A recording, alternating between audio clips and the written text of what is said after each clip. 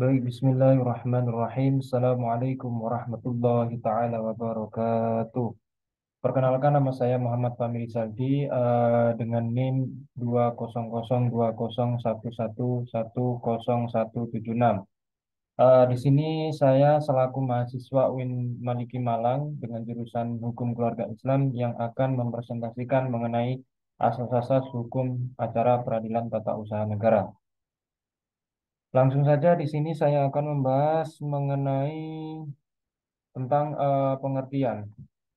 Apa pengertiannya? Yaitu tercantum di dalam UU Nomor 5 Tahun 1986 tentang Peradilan Tata Usaha Negara yang merupakan implementasi dari ketentuan pasal 10 UU Nomor 14 Tahun 1970 yang kemudian diganti oleh UU Nomor 48 tepatnya tahun 2009 tentang kekuasaan kehakiman yang kedudukannya adanya eh, peradilan administrasi sebagai salah satu kekuasaan kehakiman dengan nama Peradilan Tinggi Usaha Negara, Tata Usaha Negara, yang merupakan peradilan khusus untuk menyelesaikan sengketa yang timbul sebagai akibat dari adanya tindakan pemerintah yang dianggap melanggar hak-hak warga negaranya.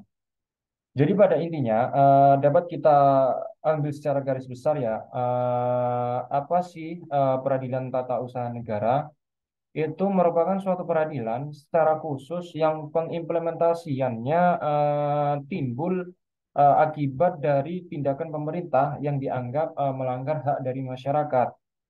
Seperti halnya kasus persengketaan mengenai tanah ataupun yang lainnya. Seperti itu. Baik, selanjutnya kita akan membahas mengenai tujuan. Di sini ada dua cangkupan tujuan dari asas-asas hukum acara peradilan tata usaha negara, yaitu yang pertama memberikan perlindungan terhadap hak-hak yang bersumber dari hak-hak individu. Jadi pada intinya perlindungan ini bersumber dari beberapa hak yang mana dari hak-hak individu tersebut. Misalkan dari setiap masyarakat ataupun badan dari organisasi ataupun hal yang sebagainya. Ya, selanjutnya dari tujuan ini juga memberikan suatu tujuan untuk memberikan perlindungan bagi hak masyarakat yang didasarkan pada kepentingan bersama dari individu yang hidup dalam bermasyarakat. Jadi pada dasarnya, dalam hakikatnya yang kedua ini, poin kedua ini memberikan suatu perlindungan atau suatu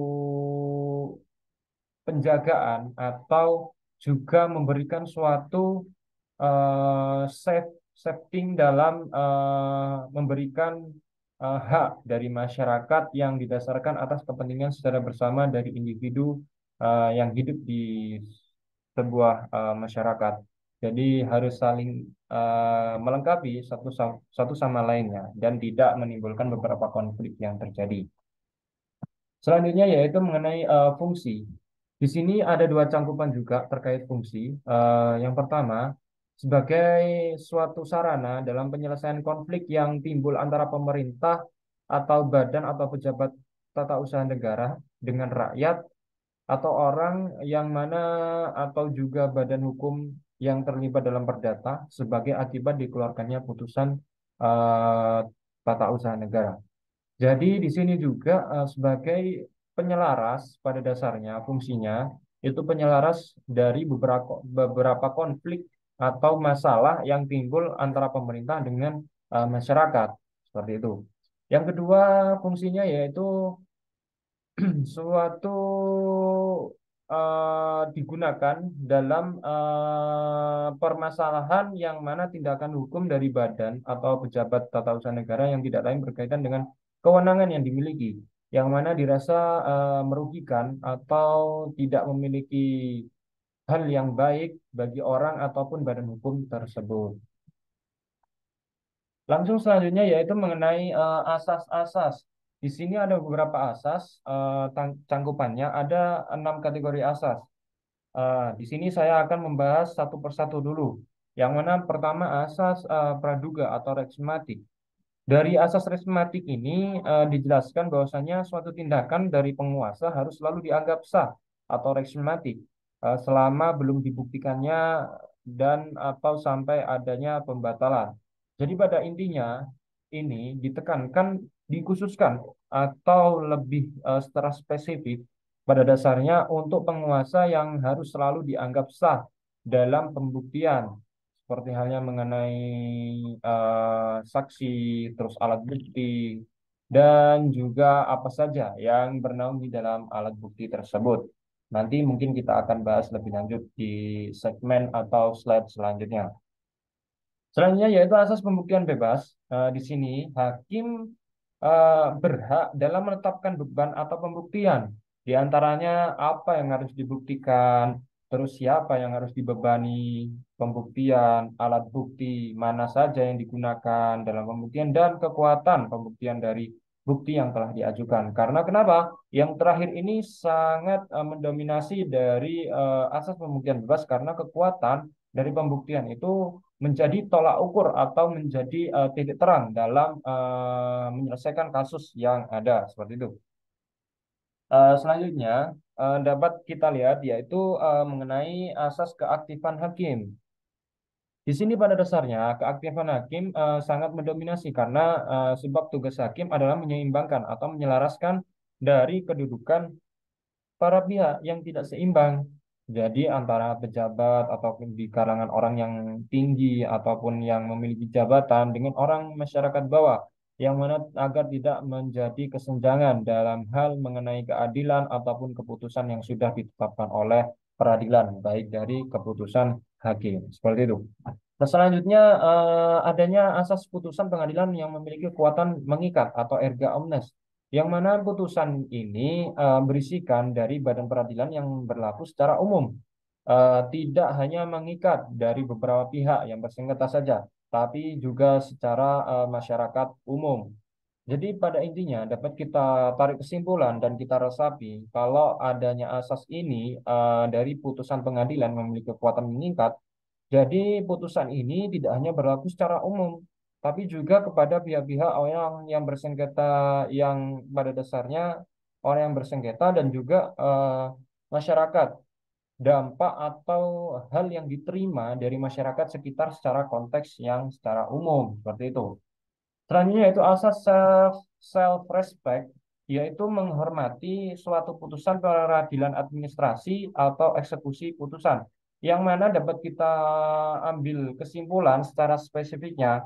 Jadi ketika putusan asas ini, asas self respect ini menghasilkan putusan peradilan yang berupa dari administrasi dan eksekusi dan memunculkan suatu putusan itu dari asas ini kita harus saling menghormati dari beberapa putusan yang ada seperti itu melalui dari tahap administrasi, eksekusi dan terakhir putusan seperti itu. Yang terakhir yaitu yang keenam adalah asas sikap hakim bersifat pasif. Di sini seperti halnya dengan perdata, pada dasarnya hakim menunggu adanya permohonan dari pemohon. Tetapi dalam pelaksanaannya hakim bersikap lebih aktif karena hakim dapat memeriksa secara sendiri yang kaitannya dengan kebenaran fakta dan hakim berwenang untuk menyempurnakan dalil-dalil para pihak yang mendapatkan material dalam menguji keabsahan keputusan tata usaha negara. Jadi pada asas ini dapat kita lihat bahwasannya hakim lebih berperan aktif dan memeriksa dari kaitannya dengan kebenaran fakta secara keabsahan secara real atau pada dasarnya eh, menjadi suatu yang benar-benar terjadi dari permasalahan tersebut atau tidak seperti itu. Jadi juga di sini juga dijelaskan bahwasannya asas ini pada dasarnya hakim menyelaraskan dari dalil-dalil para pihak yang mana dapat kita ketahui pasti dari beberapa pihak tetap berpegang teguh pada egonya masing-masing terkait dengan prinsip dari jawaban dan penguatan dari bukti-bukti yang ada. Karena kalau pada dasarnya tidak memiliki titik terang dengan egonya masing-masing di antara kedua belah pihak dengan hakim yang tidak berperan aktif itu tidak dapat menyelesaikan dari prosesi persidangan. Nah, maka dari itu dapat kita ambil kesimpulan bahwasannya dari sinilah penyempurnaan atau penyelarasan dalil-dalil para pihak itu di bawah naungannya hakim. Dan hakimlah yang berhak untuk memutuskan dari hasil keputusan tersebut. Selanjutnya kita lanjut ke proses pelaksanaan. Nah, di sini kita menginjak proses pelaksanaan dengan didasarkan pada pasal 48 UU nomor 5 tahun 1986 yang dijelaskan bahwasanya perbedaan antara penyelesaian melalui prosedur upaya dengan secara administratif dengan penyelesaian melalui peradilan atau pengadilan. Nah, di sini dari dua konteks ini berbeda cangkupannya. Dan pada dasarnya sebagai bagian dari prosedur itu yang wajib diutamakan yaitu upaya administrasi administrasi atau administratif dulu dibandingkan dengan melalui pengadilan atau peradilan. Karena kenapa?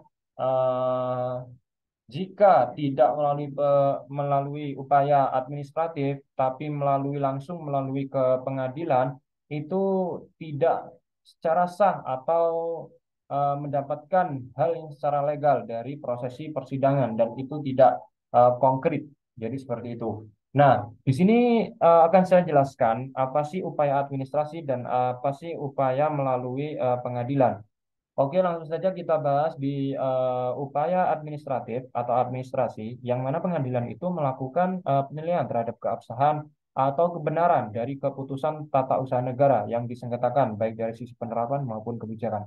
Jadi, pada dasarnya ini tidak hanya kepada bukti-bukti secara real, tetapi juga terkait dengan penerapan dari bukti-bukti yang sudah dicantumkan dalam putusan tersebut, apakah sudah diterapkan atau tidak. Nah, jika tidak, maka dalam upaya ini tidak bisa dilakukan untuk tahap selanjutnya, yaitu melalui tahap peradilan.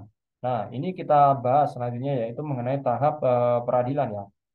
Di sini, tahap peradilan atau pengadilan ini hanya melakukan pengujian terhadap keputusan tata usaha negara yang disengketakan dari sisi hukumnya saja. Jadi tidak lebih dari hukumnya. Karena mengingat tadi sebelum ke tahap ini sudah dilakukan pengkajian secara spesifik atau secara konkret di upaya administratif atau administrasi. Jadi pada dasarnya di upaya pengadilan atau peradilan ini hanya terfokuskan pada pengkajian hukum atau penerapan dari hasil keputusan. Jadi tidak secara detail atau secara konkret. Cuman di sini tinggal menerapkan hasil dari keputusan dengan didasarkan pada hakikat hukumnya seperti apa. Gitu. Ya, mungkin kita lanjut pembahasan selanjutnya, yaitu mengenai bentuk upaya administratif. Ada dua cangkupan bentuk upaya administratif. Yang pertama yaitu kita bahas terlebih dahulu mengenai keberatan. Jika adanya keberatan, upaya penyelesaian itu dilakukan oleh instansi yang salah dengan ditujukan kepada badan atau pejabat tata usaha negara yang mengeluarkan putusan tata usaha negara tersebut. Nah, yang kedua itu mengenai banding administratif. Dalam hal ini upaya penyelesaiannya oleh instansi atasan atau instansi lain dari yang mengeluarkan putusan tata usaha negara tersebut. Dengan tugasnya adalah memeriksa ulang keputusan tata usaha negara yang disengketakan. Oke, selanjutnya kita memasuki segmen atau slide yaitu tentang alat bukti. Tadi sudah dijelaskan menyinggung sedikit dari alat bukti pada slide sebelumnya. Nah, ini kita akan membahas secara spesifik alat bukti itu seperti apa dan ada berapa alat bukti itu. Itu kita bisa lihat di tampilan ini bahwasannya didasarkan alat bukti itu didasarkan pada pasal 100 UU nomor 5 tahun 1986 yang mana ada cangkupannya. Yang pertama kita bahas terlebih dahulu ya mengenai surat atau tulisan. Yang mana surat ini terdiri dari tiga jenis cangkupan. Yang pertama akta autentik, yang kedua akta di bawah tangan, yang ketiga adalah surat-surat lain yang bukan akta. Nah, kita bahas terlebih dahulu. Apa sih akta autentik itu? Akta autentik itu merupakan surat yang dibuat di hadapan seorang pejabat umum. Jadi pada dasarnya, ketika kita mengajukan perkara ataupun sengketa terkait permasalahan, kita dari pihak yang pemohon itu melakukan pembuatan surat di hadapan pejabat umum seperti halnya dengan hakim, terus juga para para anggota sidang, hakim muda, terus dan juga sebagainya yang ada di dalam prosesi persidangan atau pejabat umum secara intinya. Selanjutnya kita membahas mengenai akta di bawah tangan. Di sini dapat kita lihat yaitu mengenai pembuatan surat yang dibuat dan ditandatangani oleh pihak-pihak yang bersangkutan. Contohnya, seperti halnya mengenai hakim yang sudah saya jelaskan tadi, hakim, pengacara, terus juga para saksi, terus juga nanti beberapa orang yang ahli dalam cakap hukum ataupun ahli cakap dalam kasus proses persengketaan dari masalah tersebut. Yang ketiga yaitu mengenai surat-surat lain yang bukan akta seperti halnya kwitansi, proses transaksi di antara kedua belah pihak, terus juga bukti transaksi jika memang itu dilakukan antara beberapa bank dengan bank yang lainnya secara kontekstual itu sangat berpotensi juga sebagai pendukung dari bukti-bukti yang ada terkait surat yang bukan akta seperti itu. Yang kedua, kita membahas mengenai keterangan ahli. Di sini dapat kita lihat keterangan ahli sangat berperan penting karena kenapa? Tidak adanya keterangan ahli, maka tidak akan juga berproses secara lancar atau menemukan titik terang dalam menangani kasus persengketaan terkait dengan peradilan tata usaha negara. Yang ketiga, mengenai keterangan saksi. Keterangan saksi di sini sangat juga berpotensi penting dari alat bukti. Karena kenapa? Tidak adanya keterangan saksi, maka tidak ada penguatan dari kedua jawaban belah pihak yang mana mengajukan permohonan dari kasus persengketaan. Jadi seperti itu. Nah, yang keempat yaitu mengenai pengakuan para pihak. Jadi, di sini juga ditekankan kunci dari kesuksesan atau kelancaran dari persidangan yaitu dari pengakuan para pihak. Karena kuncinya adalah satu, kejujuran. Jika sudah ada beberapa orang yang berani berkata jujur di hadapan pejabat umum atau para pihak peradilan, maka prosesi persidangan tersebut akan cepat selesai juga. Tidak adanya timpang tindih dan apa ya istilahnya saling menutupi satu sama lain. Jadi seperti itu intinya. Dan yang kelima itu mengenai pengetahuan hakim. Jadi kenapa pengetahuan hakim juga termasuk dari alat bukti? Karena pengetahuan hakim juga sangat mendominasi dalam prosesnya acara persidangan, yang mana hakim berhak untuk mengadili, terus juga memberikan dalil-dalil, terus juga memberikan motivasi dan memberikan suatu nasihat kepada kebelah belah dua pihak. Jadi intinya seperti itu. Oke, lanjut ke bab yaitu mengenai putusan hakim dari tata usaha negara. Di sini putusan hakim itu ada beberapa, yaitu ada 4 cangkupan. Yang pertama gugatan ditolak, gugatan dikabulkan, gugatan tidak diterima, dan gugatan gugur. Langsung saja kita bahas satu persatu. Kita telaah satu persatu mengenai yang pertama yaitu gugatan ditolak. Di sini dapat kita cermati bahwasannya gugatan ditolak itu merupakan gugatan yang mana penggugat tidak mampu membuktikan dalil-dalil yang digugatnya. Jadi intinya tidak adanya secara keabsahan atau bukti real atau bukti konkretnya dari pihak penggugat itu tidak bisa dibuktikan atau tidak sah dari pembuktian tersebut. Maka terbitlah gugatan ditolak seperti itu. Nah, lanjut kedua yaitu mengenai gugatan dikabulkan. Dalam hal ini dikabulkannya gugatan, maka keputusan hakim tata usaha negara wajib menetapkan bagi badan atau pejabat tata usaha negara yang telah mengeluarkan keputusan tata usaha negara, baik berupa satu pencabutan keputusan tata usaha negara, pencabutan keputusan tata usaha negara, dan menerbitkan keputusan tata usaha negara yang baru dengan konteks di situ tercantum dalam landasan yaitu pasal 3 mengenai keputusan tata usaha negara yang diterbitkan berdasarkan peraturan per-UUan yang berlaku pada saat itu juga. Nah, selanjutnya kita membahas mengenai tentang gugatan tidak diterima. Apa sih gugatan yang tidak diterima? Yaitu gugatan yang tidak secara spesifiknya tidak sesuai atau tidak memenuhi syarat. Karena di sini juga dapat kita lihat adanya cacat formil dalam gugatannya seperti tidak memiliki dasar hukum, gugatannya error in persona, gugatan tidak jelas obskur, terus juga gugatan melanggar yurisdiksi absolut dan relatif dari pengadilan tersebut. Langsung saja kita membahas materi yang terakhir yaitu mengenai di dalam putusan hakim mengenai gugatan gugur. Gugatan gugur ini adalah gugatan yang tidak jadi atau tidak ketika proses berjalan itu tidak selesai. Nah, ini yang disebut juga dengan gugatan gugur.